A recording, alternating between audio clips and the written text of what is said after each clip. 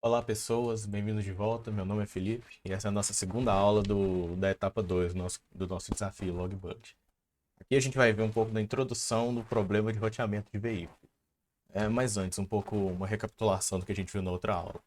A gente viu basicamente o problema do caixeiro viajante, também chamado de TSP, e para isso a gente desenvolveu dois algoritmos para tentar resolvê-lo. Ele consiste, em resumo, da seguinte forma: a gente tem um conjunto de pedidos, que eu estou mostrando aqui de 1 até 5, e um ponto de partida. O objetivo, então, é determinar uma rota que visite todos esses pedidos, ou mais genericamente nós, da forma mais eficiente possível. Então, tentando minimizar algum tipo de função de custo. Então, por exemplo, isso aqui seria um exemplo de uma rota boa, que visita todo mundo com não muito zigue-zague nem nada. Tá, acho que tá tranquilo aqui. E agora vamos imaginar o seguinte: e se a gente tivesse mais de um caixeiro disponível? Que até o momento a gente tem só uma pessoa visitando todo mundo. E se tivesse mais de um que pudesse fazer visitas em paralelo? Por exemplo, a gente poderia ter uma solução desse tipo aqui. Isso seria vantajoso porque a gente poderia ter, no fim das contas, rotas cuja distância total fosse menor do que um só visitando todo mundo. E isso já existe, também já é um problema conhecido na literatura, é uma extensão basicamente imediata do TSP, que também é chamado de problema do caixeiro viajante múltiplo, ou simplesmente MTSP, que é a sigla. A gente vai começar essa aula vendo essa extensão, que eu acho que já dá uma boa visão já pra gente do problema principal. Então, vamos lá para o nosso collab. Bem, chegamos aqui no collab e a gente vai estender o algoritmo da última aula para resolver o problema do caixeiro viajante múltiplo agora. Considera, então, para isso, a gente começa instalando o OrTools, como eu já até fiz aqui já. Então vamos considerar esse problema aqui. Ele é o mesmo problema de antes, com os nossos três pedidos, mas tem uma diferença. Observa que para a gente chegar até o nó 3, tanto do nó 1 quanto do 2, as distâncias agora estão muito maiores. A gente pode considerar até como se tivesse uma barreira no meio do caminho, ou engarrafamento, ou um abismo, sei lá, qualquer coisa, de forma que não é tão eficiente mais a gente percorrer esses caminhos. Então eu acho que é mais ou menos intuitivo que se a gente tiver, por exemplo, dois caixeiros, um deles poderia visitar os nós um e 2 e o terceiro poderia só visitar o segundo caixeiro, desculpa, poderia visitar só o terceiro nó e voltar. Seria uma distância bem menor, a gente evitaria esses dois percursos aqui de distância muito grande. Então vamos ver se essa ideia faz algum sentido. Primeira coisa, a gente precisa da nossa matriz de distâncias, que vocês já aprenderam na última aula como o que ela significa. Então ela está aqui já, terminada. Então vamos tentar resolver esse problema agora com dois caixeiros. Isso daqui é o nosso código do nosso algoritmo anterior usando o OrTools. Vocês já devem estar familiarizados com ele. Até o momento é tudo a mesma coisa. A diferença que eu fiz aqui, alguma diferença é aqui nessa variável número de veículos, que seriam os nossos caixeiros, eu determinei como 2. Antes era sempre um na hora de definir essa variável, esse gerenciador de índices. Antes era sempre um, agora eu coloquei como 2 e vamos ver o que acontece. Então, vamos simplesmente rodar o código como antes. Beleza, a gente teve uma solução cuja rota final é 51. Qual que é essa rota? Quais são essas rotas? Bem, vamos tentar determinar aqui. Se vocês lembrarem da última aula, o processo que a gente usava para calcular, para determinar uma rota, a gente usava essa variável e partia de um ponto de. A gente usava esse método star para determinar o ponto de partida. E passava um número dela, um número como argumento que eu sempre tratava como zero. Esse zero significa qual a rota, qual o ponto de partida do caixeiro de índice zero, ou seja, do primeiro caixeiro. No nosso caso, antes a gente só tinha um caixeiro, né? Então, isso aqui já bastava. Se a gente fizer isso, a gente vai ter esse resultado. Então, uma das rotas a gente já sabe que ele sai do ponto zero, visita o 3 e volta, que até o momento está coincidindo com o que a gente pensou.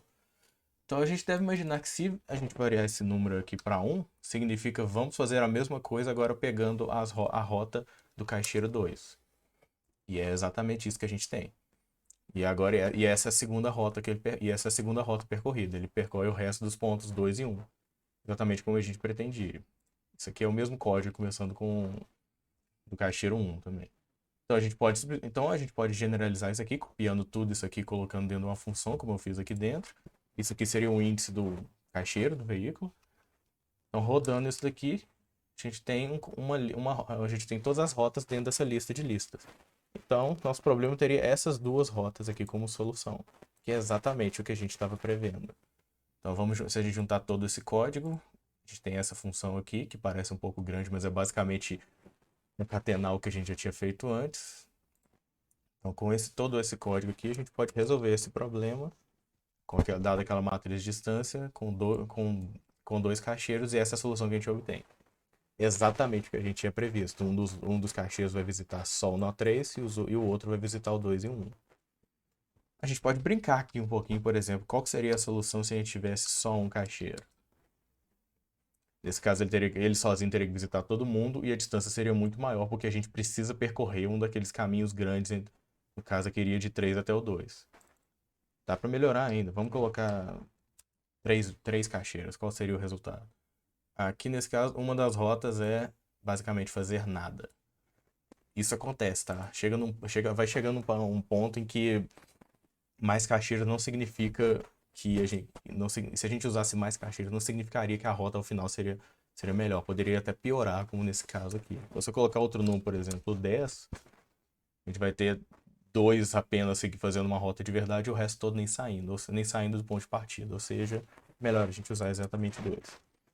Isso aqui é tudo que a gente precisa para resolver. E essa é a extensão, basicamente, para a gente poder resolver o caixeiro viajante com mais de um caixeiro. Então vamos voltar agora para a nossa apresentação para a gente poder introduzir agora o problema do roteamento de veículos mesmo. Beleza, entendido o problema do caixeiro viajante e a extensão com múltiplos caixeiros, a gente pode agora partir para o nosso problema principal nesse trabalho, que é o problema de roteamento de veículos. Um ponto importante que acho que vale a pena focar é no problema do caixeiro viajante, a gente diz que o objetivo é visitar todos os nós. Em momento algum eu falei o que que a gente faz, o que que os caixeiros fazem em cada um desses nós. Será que ele visita um membro da família? Será que ele entrega currículo? Ou ele faz um story no Instagram? E de fato nada disso é relevante, por isso que a gente não menciona. Só que o nosso problema aqui, como a gente é uma empresa de entregas, a gente tem uma coisa bem específica que deve ser feita em cada nó, que é fazer uma entrega. Em alguns casos pode ser buscar alguma coisa, buscar alguma entrega também. Enfim, a gente tem pedidos que devem ser entregues. Então, o nosso problema aqui é um pouco, tem umas diferenças talvez semânticas que é, a gente tem coisas para serem feitas em cada um desses nós, que é fazer uma entrega, a gente faz isso e a gente faz isso por meio de veículos. Cada veículo tem uma certa capacidade. Por exemplo, se a gente está entregando caixa de sapato e cabem, por exemplo, 5 caixas de sapato numa moto, cada rota poderia visitar no máximo 5 nós. E isso é uma restrição que não existia antes no TSP. Então, basicamente, o nosso problema, ele pode ser entendido como um TSP ou TSP múltiplo, se tiver mais de um caixeiro, no nosso caso, veículos. Então, seria um TSP como restrições. Vamos ver o que que isso muda. Imagina, então, para o nosso problema, tá aqui as premissas que a gente vai ter. Cada nó, a gente vai dizer que ele tem uma demanda, e essa demanda é um número indicando uma dimensão do pedido. Pode ser entendido como peso, volume ou unidade de demanda, o que for. E cada veículo vai ter uma capacidade que mostra a quantidade desses pedidos que ele poderia aguentar. Então imagina esse problema que a gente parte do ponto zero e tem que entregar todos esses não, desculpa, todos esses 6 pedidos aqui. E entre parênteses está a demanda de cada um deles e a gente tem uma frota de veículos, cada um deles suportando com uma capacidade dessa. Então uma solução possível para esse aqui seria essa, que a gente usaria 3 veículos, no caso a gente teria 3 rotas. O primeiro veículo, por exemplo, ele entregaria nos pontos 1, 2 e 3. E aí então ele teria as demandas dos pedidos 1, 2 e 3. E o total dele seria 10, que é dentro da capacidade. Beleza, tá certo. A segunda rota seria simplesmente entregaria só o pedido número 4, que já tem um que já tem uma demanda de 8. Então mais que isso não caberia no nosso veículo. E a última rota entregaria os outros dois, também com volume 7. Então isso seria uma solução factível. Esse mesmo problema no caixeiro viajante poderia, por exemplo, ser resolvido com um só caixeiro, visitando todo mundo, porque não importa, essa demanda não é uma coisa relevante para a gente. Agora, no problema de roteamento de veículos, isso é um problema. Isso é uma restrição que deve ser resolvida, que deve ser respeitada. Então, com isso, a gente já tem o suficiente para poder enunciar o nosso problema de roteamento de veículos, que é o tema dessa aula.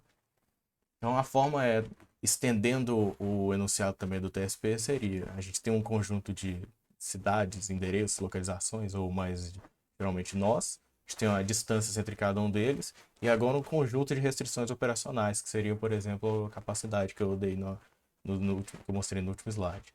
A pergunta é quais as melhores rotas em geral que visitam exatamente cada elemento uma vez, retornam à origem e respeitam essas restrições. Esse problema ele é tão bem estudado quanto o TSP na literatura de computação e otimização, e ele pode ser visto como uma generalização do TSP, justamente por causa disso. Por causa do que eu expliquei antes, seria um TSP com restrições.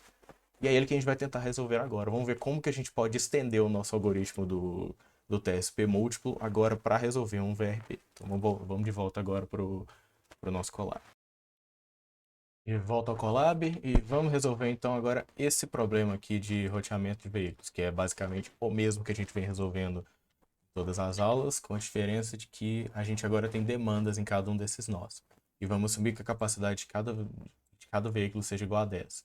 Então já dá para ver que um só não conseguiria entregar todo mundo. A gente já consegue imaginar aqui que precisaria de pelo menos dois para resolver esse problema. Mas vamos para a nossa programação.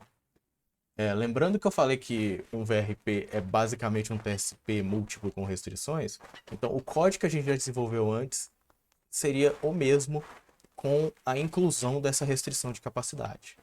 Então vamos lá, a gente pode seguir aqui. Até o momento essa parte de código tem exatamente o que está lá na última aula. A gente tem a nossa matriz de distâncias e as primeiras variáveis importantes para o ORTOOLS.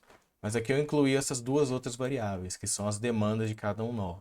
Observa aqui que o nó 0, que é o nosso ponto de partida, eu coloquei com a demanda 0. E aqui são as demandas dos outros nós, como está aqui na imagem. Então, como eu falei, todos os passos diante vão acontecer da mesma forma. A diferença é que a gente precisa incluir essa restrição de capacidade. E esse é o código que faz isso. Isso aqui está basicamente bem descrito lá na documentação do ORTOOLS. Mas a ideia é a seguinte, a gente precisa de uma função, que é esse demand callback aqui, para poder representar a demanda de cada um nó. Se vocês lembram bem da última aula, o ORTOOLS usa índices diferentes dos nossos nós. Então, isso daqui, toda vez que ele chamar essa função, ele está basicamente dizendo, olha, eu tenho tal índice, qual que é a demanda desse índice? E aí, para isso, a gente precisa converter esse índice no nosso nó e retornar a demanda que está naquela nossa lista. Com isso, a gente adiciona essa restrição com essa outra propriedade, incluindo esse monte de coisas aqui. O que mais importa aqui é esse nosso callback, que fala a demanda de cada um desses nós. Essa outra variável aqui, que ela diz a capacidade de cada veículo. Aqui eu estou dizendo que a gente precisa de 2 veículos. Acho que eu defini isso aqui em cima. Defini aqui em cima. A gente precisa de 2 veículos.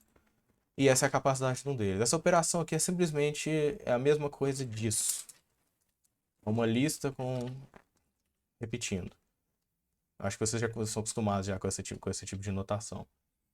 E isso aqui finalmente um nome, capacidade. Eu sei que parece uma forma um pouco mais complicada, mas como eu falei, a gente tem que respeitar a forma com que o ORTOOLS trabalha. Então é basicamente isso que a gente vem fazendo. Então, incluindo essa restrição, o nosso problema está completo. Então, isso daqui é o nosso solver, colocando exatamente aquelas outras restrições lá de cima. E eu não sei porque eu balancei minha cabeça aqui, mas... Então, vamos resolver esse problema agora no fim das contas. Aqui eu estou passando a demanda de cada nó, como antes, a capacidade do veículo. E estou passando tudo isso aqui para essa nossa função. E coloquei para a gente resolver isso com 2 veículos. Vamos ver o que acontece. Então, a nossa solução foi, um veículo entregaria nos nós 2 e 1, e o terceiro entregaria no nó 3. Vamos ver se isso aqui faz algum sentido. 2 e 1. Então, uma das rotas seria essa. De 0 vai para 2, de 2 vai para 1 e depois volta. Então, aqui a capacidade desse veículo ficaria com 3, 4, 7. Então, beleza, está respeitando. E o outro seria aqui, entregaria só o nó 3.